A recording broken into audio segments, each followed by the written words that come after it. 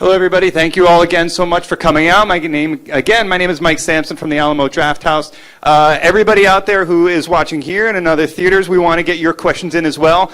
So everyone live in Brooklyn, we have a microphone right over there. So if you have questions, you can line up and get ready to ask those yourself. And out there in the world, if you'd like to ask us on cross socials, askneon.com. We'll make sure to get in your questions from social media as well. So please join me in giving a warm welcome to the founding editor of The Intercept, Jeremy Scahill, and the director of Risk, Laura Poitras.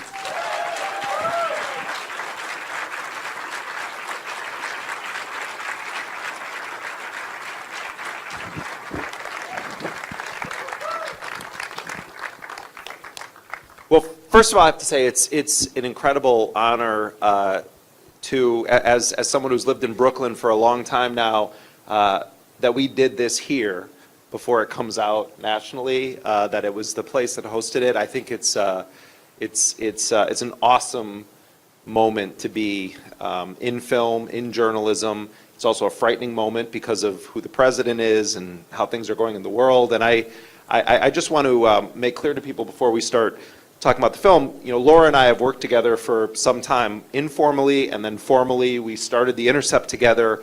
Laura and I have worked on some projects that we can't talk about publicly.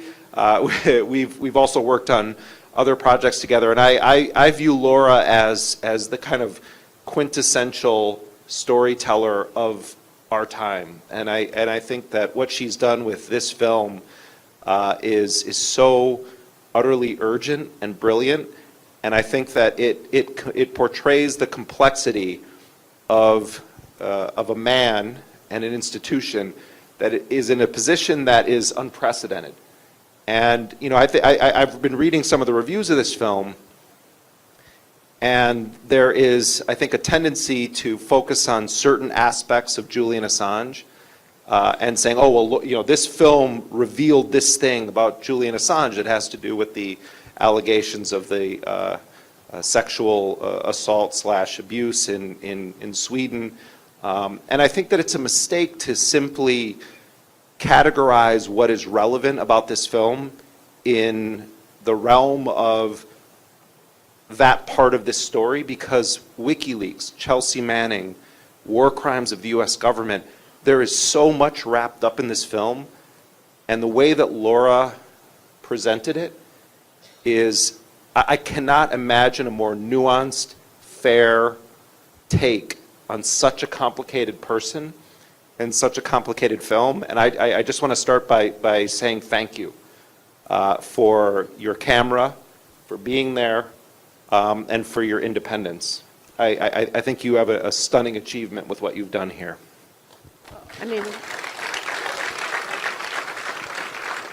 I mean, that means the world to me, and it's. I mean, we're going to have a little mutual love fest, because there's nobody I know who's braver and more ahead of the curve than the work that Jeremy does. And I think of, you know, you knew who Blackwater was before any of us did, and now we sort of see that sort of coming around. So it's an honor to be here and to work with you. So I wanted to jump right into this, and I wanted to actually ask about, you know, one of the things that I really respect about you is that you are a very minimal presence in your films as a character, and you let your camera do the talking. In this film, you allowed some window into the fact that you also have been in the crosshairs of the empire because of your work. And for people who haven't seen Laura's other films dealing with Iraq, with Yemen, Al-Qaeda, Edward Snowden, you should watch them. They are urgent, essential viewing for people that want to understand the empire in this country. But you, in a very brief way, you address the fact that you yourself have been targeted in airports, and you played that surreal clip of the FBI special agent talking about you. But I wanted to start, before we get into some of the questions about the film, by asking you about your own targeting in airports. You know, a lot of Muslims would relate to the stories that you have, but wouldn't necessarily have the resources or the profile to fight back in the way that you have. For people that haven't followed this part of your story, Describe your experiences as a filmmaker and a journalist in airports since you started doing these political films and what you've learned through FOIA and your own investigations about what they've done to you. Yeah, there's actually a sort of a connection between my being on the being put on a watch list and actually being drawn in as a participant in my films. And in fact, in a certain sense, the U.S. government gets to be thanked for the most recent work that I've been doing, because it was because of being put on a watch list. But the first film I made about U.S. post 9/11 was in Iraq, and I filmed. I mean, the type of filmmaking I do is in the tradition of observational or cinema verite. So I try to be in situations where things are happening in real time and document them over a course of time, because I want to sort of see things unfold. And when I made this film in Iraq, I was adamant that I didn't want to be in the film. I should not be in the film, because I wanted people to care about the Iraqis who were in the film, right? And that those were the people who were dying at the greatest numbers. Those are the people who we weren't hearing about. We'd heard plenty about imperiled Western journalists in conflict zones. And so I was, as a political, as a position, I don't appear in the film. It's completely observational. And after I made that film, I was put on a watch list and started being detained. So that was in 2000. I started being stopped at the border in 2006, and started being detained every time I traveled, internationally and also domestically. And that what I know now, because I'm doing a FOIA lawsuit with the help of the EFF, is that there was a grand jury investigation that was begun in 2007, that they subpoenaed all my records, and that it was a terrorism investigation. It was at a secret level, so it was a serious investigation. And I made the other film, and then sort of fast forward, once I approached Julian, I'd been stopped at the border every time I traveled for 4 or 5 years. So I'd kind of had gotten, developed these sort of, I had to learn security protocols, encryption and all this kind of stuff so that I could protect source material. And when I started filming Julian and WikiLeaks, my detentions started getting more aggressive. Previously they would stop me when I returned to the U.S., and then when I started filming in London, I would be stopped at the airports in London and then here, and it became more and more aggressive. And it was clear. I mean, when I started filming Julian, it was in the aftermath of the first Manning disclosures, and there was already a massive investigation into them, which is ongoing, as we know, to this very day, as we know from Comey's very disturbing statements today. So it was. I mean, that's part of the reason why it's in the film. And then it's sort of I was brought in once when I was contacted by Snowden. Like that sort of pulled me into my films in a way that I hadn't in the past, as a bit more of as much as a participant and also an observer. So what was happening at airports when you would get stopped, detained, questioned? Yep. It was, I was subjected to what's called a hard stand, which means the plane would land internationally, so it would land in Newark, usually Newark or JFK, and they would announce on the loudspeaker in the plane, while people were still in the plane, that everybody had to show their passport when they get off. And then they would check everyone's passport, and then they would take me to secondary. And that could potentially take a really long time, depending on where I was sitting on the plane. If I was in the back, because they didn't want to, they thought it would be targeting if they were to just like call out my name, and I was constantly saying to the people on the airplane, it's like, the plane's going to land, they're going to stop everyone. It would be a lot easier and a lot faster for everyone if you just let me get to the front of the plane so that they can then take me, and then but they would never do that because it would be discriminatory to do that. So they would just wait and then escort me off. United is very good at dragging people off planes. And it was different times. I mean, they photocopied my notebooks, they took all my credit cards, they photocopied those, they took all my receipts and photocopied them.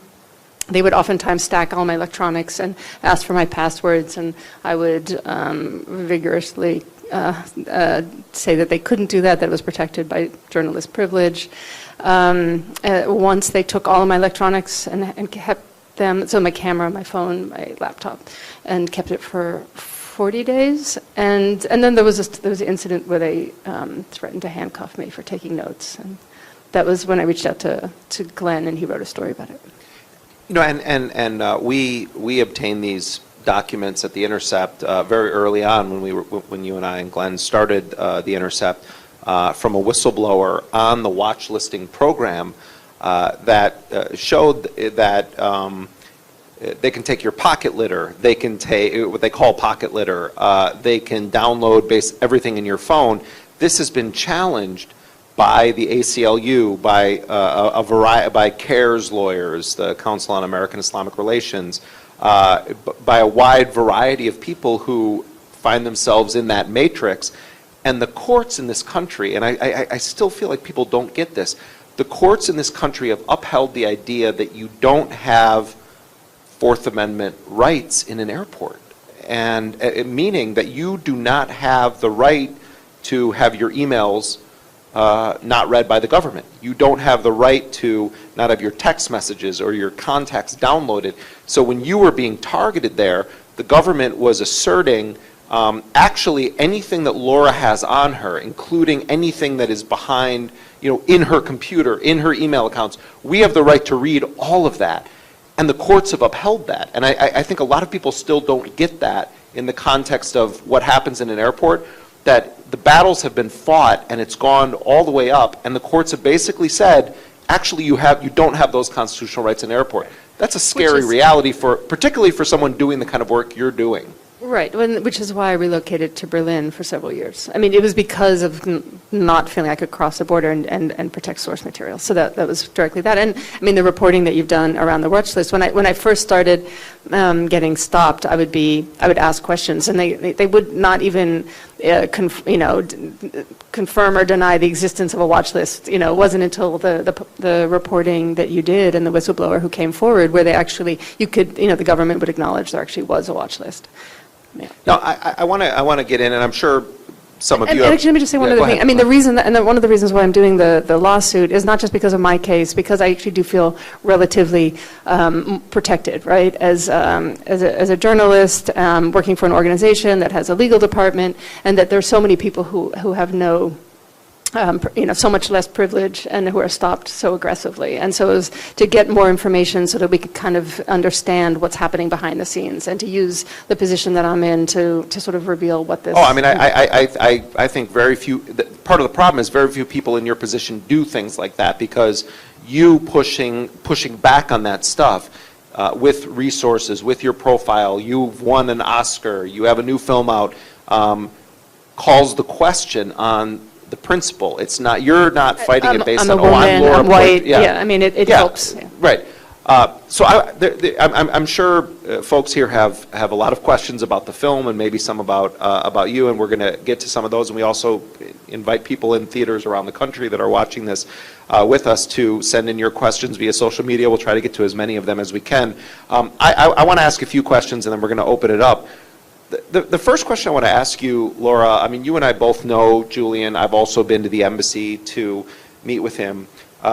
He has his own position on what happened with those women in Sweden, the women that have accused him of violating them.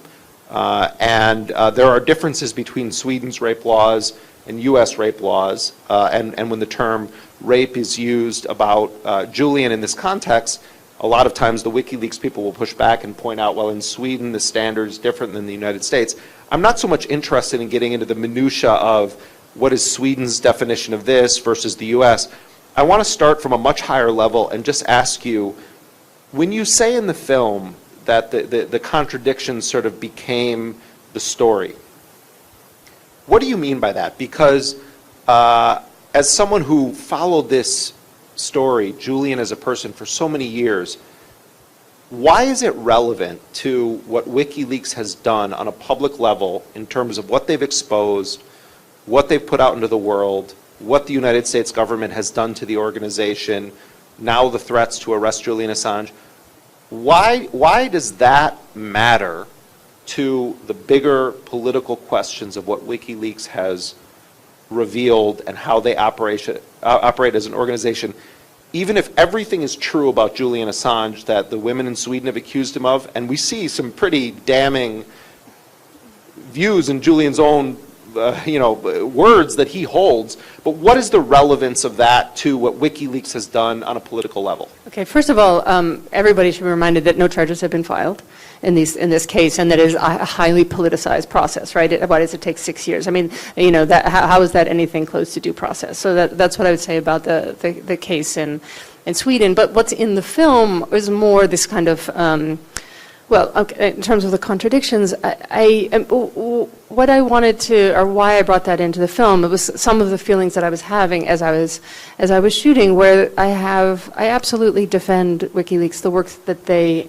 have done, the risks that they have taken, and the value of the contribution that they have made to the field that we're in, right? And defend their absolute right to publish, right? And I'm very concerned about what we're hearing from the U.S. government, the director of the CIA, the Attorney General, and now the head of the FBI, right? That's really scary stuff. And I will defend them, absolutely. But because I'll defend them doesn't mean I defend everything about a person or their beliefs or their opinions or what they say. And that's where the contradiction lies. It's the sort of my disagreements with Julian on certain issues, and particularly I find some of the things he says disturbing, relating to women and gender, and that's disturbing, but that doesn't mean that I don't also support absolutely their right to publish and what they've contributed. And so those are the contradictions, and I wanted to make a space for the audience to be able to both understand what I was feeling and then open up a place to feel those things too, right? That I want to make a film that is nuanced and that's complex, and that creates a space where you can have different attitudes and opinions and hold them simultaneously. And so that's what that I'm talking about at that part in the film. And you referenced the fact that you had been, to some degree, at some point involved with Jake Applebaum, who was one of the core Tor developers and a character in the film. And you show our colleague Aaron Clark, who also is in the film, talking about this issue. And of course, there was a website published that it was from people that said that they had been involved with Jake or around Jake when these things happened. And these allegations are floating around about Jake. They're floating around about Julian. Why did you make the decision not to explore that path? Alex Gibney, in his non-access documentary, where he didn't have access to Julian Assange. It wasn't a verite film that he did some years ago about WikiLeaks. A big part of it is dealing with that stuff. Why did you make a decision to handle that part of the story in the way that you did, where that you stated very correctly what the allegations were, but you didn't delve into that at all? Why? There's a number of reasons. So first of all, when the allegations came forward, I knew that the film had to include those, and that I knew to include them, I would have to disclose my involvement with Jake. And but the reason to do that was also because I had insight. I don't just disclose my involvement, but I also say that I knew of a situation where he was abusive to someone I know, and that insight was important. And this was a situation where the circumstance that I referred to in the film is something that I confronted Jake about, and I said to him really directly that when it happened, that I'll defend your journalism, but I'm not going to defend abusive behavior. It's kind of, I'm not here to defend anyone being derogatory or abusive, but I absolutely will defend the journalism. And these are the two of the most brave people I know, right? They put everything on the line for the work that they do, and that doesn't change. That doesn't change for me. But I felt I'm not going to sugarcoat or pull punches around the issues that have emerged. And it's some of it in what Aaron Clark says in this meeting is kind of like, well, what are the ways in which these things get enabled, right? And it's like it can just be sort of transgressions such as just being derogatory or sexist, but that's often tolerated in environments. If that's political movements or if that's work environments, it sort of gets swept under the rug. and is not called out. And then what she's saying is like, okay, well, what are those mechanisms for enabling, covering up, et cetera? And that's what I'm interested in. And I'm also interested in political movements that don't embody these contradictions, right? Like, and this is not that, we go back in time and look at political movements. I mean, that there's a problem with gender. It's, this is kind of nothing new. No, it'd be very interesting to see a film that compared the lives of Julian Assange and Bill Clinton in this way. No, I'm sorry.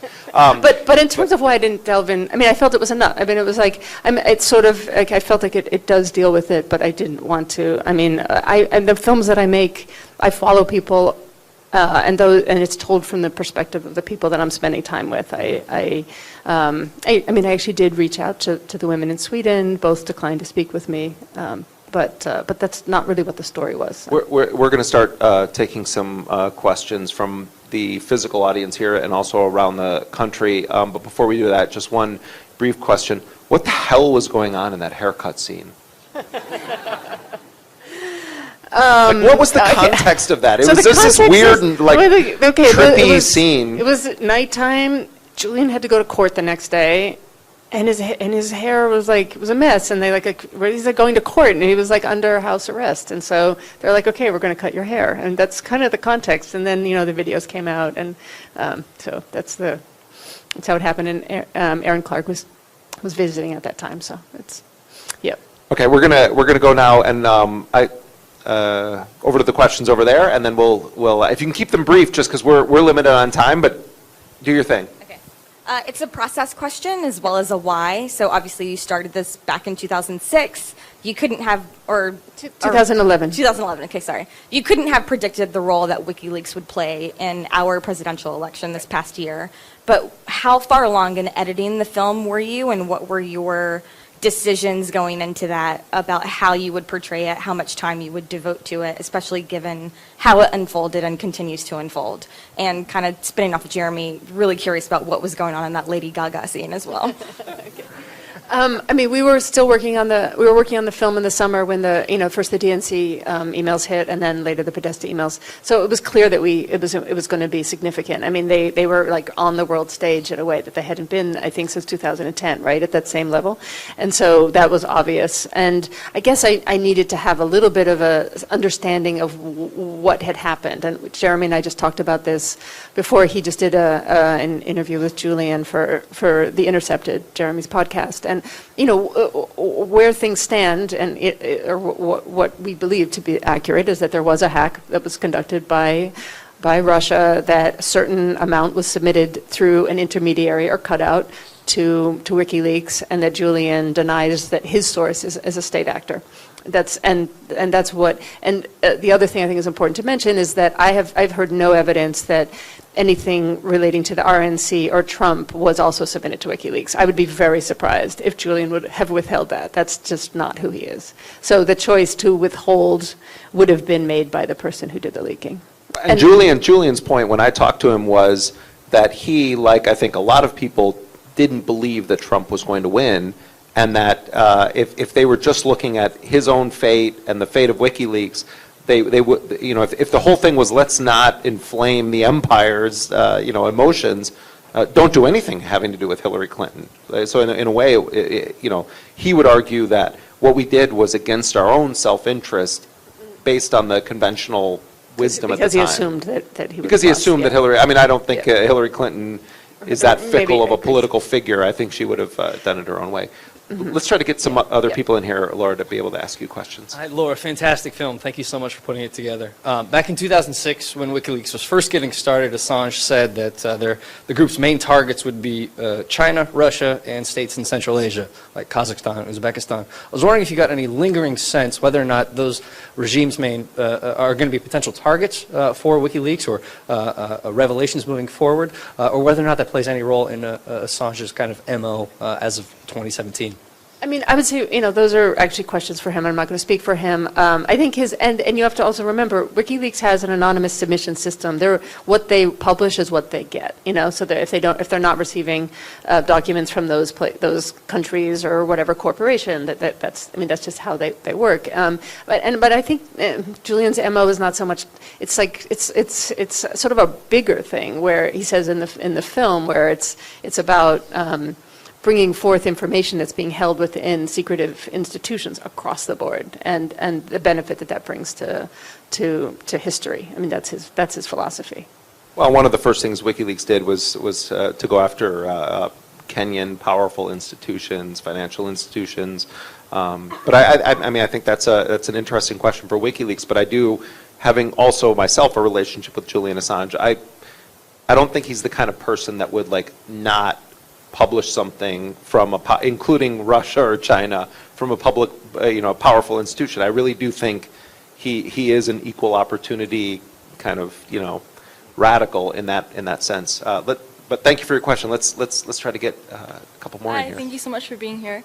My question is regarding access. So early on in the film, you talk about how you can't believe some of the things that Julian lets you film. And I'm just wondering if the terms of access were kind of laid out at the very beginning of the process. And then also along those lines, can you talk a little bit about navigating your relationship with him from a journalistic standpoint? That's a good question. I went in, particularly because of all this border detention that I'd had and some bad court rulings that had happened in the U.S. I was adamant that I am an independent filmmaker. I have to make any journalistic decisions are mine. I did agree that he would see the film before it's released to the public. And then then it sort of evolved over time. I mean, he was very, I think, hesitant at the beginning for obvious reasons for the investigation that they were under, and so it sort of evolved over time. But in terms of the access, the haircutting scene, I actually found fascinating because it's sort of this intimate moment between him and his team. So, was that something that happened spontaneously, and were you can I film it, or okay. It happened totally spontaneously. Other things, so when I say at one point, and this was a line that was in the film before Pompeo came out, when I talk about intelligence agency and that he was teaching me things about compartmentalization, et cetera. That was he was kind of teaching me, in a way, once when Snowden knocked on my door. I didn't know, I was learning from him, and then I was oh, okay, these things about compartmentalization. So Julian oftentimes wouldn't tell me what was going on. I wouldn't know what's actually happening next. And so this section in the film where he's driving to court, and I got up that morning thinking I was going to court with Julian to film. And then they got off, and then he went to see his mom in the hotel. And I said, oh, great, I'm going to get to meet Julian's mom. That's so great, before we go to court. And then I walked in, and then it was okay, this is something completely that I have no idea what's happening. I can't even talk to anyone because everyone's I can't talk to either of them. They're whispering. And it's kind of that's just, the access, he's very kind of need to know. And particularly because of source protection reasons. Why weren't they saying anything in that room, and why did it appeared as though Christine Assange, Julian's mom, was wiping down the door for fingerprints? It's amateur kind of cover up. But why weren't they? Why was Julian not speaking? Why was his mom not speaking? Why was Sarah not speaking? It's his mom and Julian who are there, and he. At that point, he had an ankle monitor, and so he wasn't sure, because as part of his bail condition, he had this ankle monitor, and so that we tried to. Thought maybe it had some kind of a transmitter. So it was this idea that it could have been. So. Thank you. Before we go to the questions from some of the other theaters. When you film that, what I think I've read a bunch of the reviews of the film, and by the way, the reviews have been astonishingly good. In terms of the way that the broader industry press, others have received this film, and I agree with them. I think it's an unbelievably strong narrative documentary. It really is. I told you in private, and I'll share it with people, I was a huge fan of the Snowden film. I thought it was incredibly well done and gripping, but there's something so surreal, I don't know if people felt this, about watching this level of access, and at this moment when, literally just today, Julian's name and WikiLeaks was brought up repeatedly by the FBI director in a historic Senate testimony. But when you were filming him talking to Helena Kennedy, his lawyer, and she's sort of trying to advise him on how to talk about gender issues in the context of the Swedish allegations, and he really says some of the most damning things about his own character as a sexist man, in his own words. Was there any agreement made in that scene where they said, okay, he's going to be talking to his lawyer now, Laura, there's a special level of review that has to happen for this? Like, how on earth did that happen that you filmed that? And we're able to use it in a film? I mean, there was a time where we were let in the room and then a time when we were asked to leave. I mean, Well, but he chose to say the things he said in front of your camera. So it wasn't a thing where they said, okay, you're filming Julian talking to a lawyer, we're going to need another layer of review on this. It was like you were just there. we were just there. Okay, I mean, I'm just saying, as a journalist, like, it's like, I've been around a lot of lawyers and their clients, and they usually like, get the hell out of here right now. I've been in some situations where I was like, wow, I can't believe this is quite happening. Yeah, and you say it in the then film, I this can't is- believe what he lets me yeah. film. All right, so we're going to take a few questions that have come in from theaters around the country that are watching this with us right now. From Twitter, Swifty Niski asks, can you think of an individual whose life was positively impacted by WikiLeaks?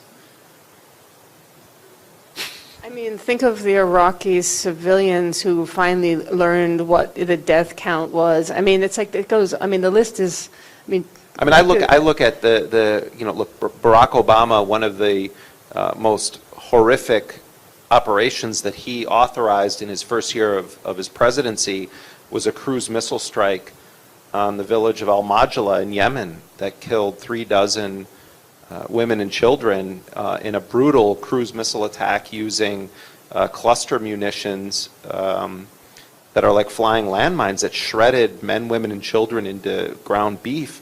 And the WikiLeaks cables revealed that the United States engaged in a conspiracy with the Yemeni government to conceal the fact that the United States had initiated a covert bombing campaign in Yemen. For the victims of that strike who are still fighting for legal justice, for the families and the survivors, to see in raw form the cold bureaucratic way that the United States tried to cover up its own role under this popular Democratic president. CIA torture victims, countries that have been targeted with the kind of hidden, fist of U.S. free market neoliberal economic policies. I mean, I think that the lives that have been impacted for the positive by WikiLeaks are it's too many to count. Yeah, and it's not just the knowledge of this, but it's the information has been used in court cases so that people could get justice. Yeah. This next question comes from Mayana. What encryption tools are we able to use now that have not yet been hacked? Carrier pigeon. Oh, sorry. Go ahead. Everybody should download Signal. I mean, it's just so easy. It's free. Show of Signal hands. by Whisper Systems. Yeah, And The Intercept show just of put a hands. video out about this with Michael Lee explaining Okay. this exact question. You can watch it at theintercept.com. So check out but show of hands, who uses Signal here? All right. That's For good. people viewing from other good. theaters, it was almost everyone in this theater. It was like 90% maybe. They're all Laura's relatives here. It's free and it works. One final question from Twitter. Laura, what is your next project? I'm co-creator of this project called Field of Vision, where we commission short films out of newsworthy that are responsive to events, and that's like that's my kind of it's what I was yesterday. I was looking at amazing films that we're publishing. Now. So that's a job that I'm doing as a commissioner and identifying stories and filmmakers so that we can tell stories and use the talents of filmmakers quickly in the news cycle. An example of that is what you saw tonight, which is Josh Begley's film Best of Luck with the Wall, which is going to be screening with Risk in its theatrical release. So that's an example of a way that cinematic language can inform the public in sort of new ways and make us think differently. And so that's my current project. And by the way, Josh Begley is here tonight, and you saw a couple of minutes of what is about a 7-minute film, Best of Luck with the Wall, where Josh Begley used hundreds of thousands of satellite images of the entire strip of the U.S.-Mexico border, and he did this some months ago with the support of the Intercept and Field of Vision.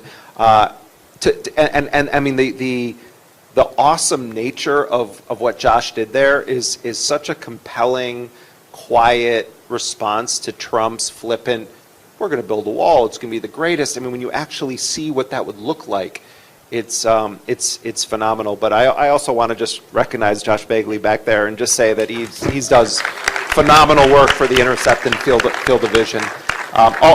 Also, Michael Bloom, the president of First Look Media, is here. Betsy Reed, who is the editor-in-chief of The Intercept, is here. A number of Laura's colleagues from Field of Vision are here, and a number of our colleagues from The Intercept who are the foot soldiers in making that site happen every day are here as well. We'll take these two last questions. We'll do them one in a row. Laura can do a hodgepodge answer, but let's do it quickly because we're going to be kicked out of here shortly. Sure. Laura, you mentioned in the film that, the FBI was obviously watching you. You get detained all the time, and you lived in Berlin because of that. I'm just curious, because of these, Snowden and Assange, probably the most, high-value targets by U.S. government, did you feel that much safer in Berlin, through a FOIA request, or did you ever come back home from Berlin and have your door open? Were you being, surveilled or hassled in foreign countries by CIA or the local intelligence agencies? I'm just curious, how much safer were you?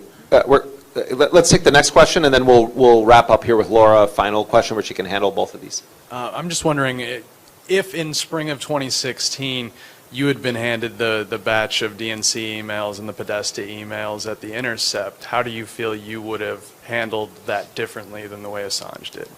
Good question to We'll go with Laura first to the question that was just asked about I want to hear your answer Germany, to that and one. And then I want to weigh in on it. I know I was being watched in Germany too, so you don't really escape intelligence agencies, and they have a good way of knowing where you are. So that's just life. And I think, we at the Intercept, there's a great deal of autonomy among various people that write for it, so I don't want to pretend to be speaking institutionally. What I would have argued for very passionately was that we should have published every single communication from the DNC emails and from John Podesta's that had a news value to it. I don't think I would have put up John Podesta's risotto recipe or necessarily the documents that were these kind of weird things about Marina Abramovich